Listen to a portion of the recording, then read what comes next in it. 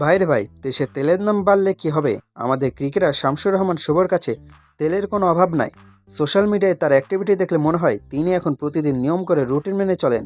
রুটিনটা অনেকটা এইরকম: সকালে একবেলা জিম করে ভিডিও পোস্ট করা, আর বাকি দুই বেলা মন প্রাণে বিসিবি সভাপতির তেলবাজি করা। মানে জিমের ঘাম ঝরানোর চেয়ে বিসিবি বসের গুণগান গাইতে তিনি বেশি পছন্দ করেছেন।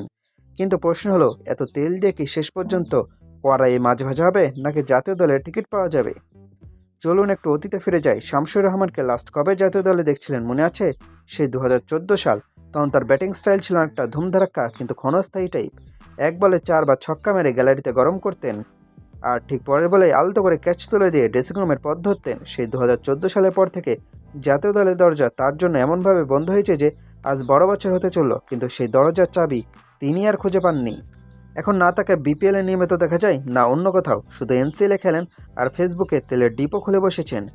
শুভ ভাই কি এখনও সেই যুগে বাস করেছেন, যখন মনে করা হতো তেল দিলে দলে চান্স পাওয়া যায়? ভাই এখন 2026 সাল, এখন পারফরমেন্স কথা বলে। আপনি যদি মনে করেন জিম করার ভিডিও আর বিসিবি বাসের চাটুকারিতা করে নির্বাচকদের মন জয় করবেন, তবে আপনি ভুলের স্বর্গে বাস করছেন। আপনার আগে রুবেল হোসেনও কিন্তু কম তেল উৎপাদন করেননি। একসময় তিনিও প্রচুর তেলবাজি করেছিলেন। লাভ কি হয়েছে? রুবেল এখন এর কী অবস্থা সেটা তো সবারই জানা। তেল দিয়ে যদি কাজ হতো, তবে রিবল ভাই এখন জাতীয় দলে ক্যাপ্টেন থাকতেন।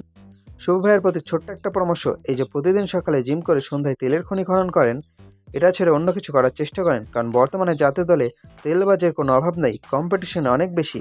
ওখানে আপনার চেয়েও বড় বড় তেল বিশেষজ্ঞ বসে আছে। আপনার এই তেলের সাপ্লাই দিয়ে বিসিবি সভাপতি খুশি হতে পারেন, কিন্তু স্কোয়াডে জায়গা হবে বলে মনে হয় না। তার চেয়ে ভালো হয় যদি ব্যাটিংয়ে ওই 4 মেরে আউট হওয়া রোগটা সারানোর চেষ্টা করতেন। শামসুর রহমান শুভর এই তেল থেরাপি নিয়ে আপনাদের কি মনে হয়? তিনি কি তেলের জোরে আবার জাতীয় দলে ফিরতে পারবেন?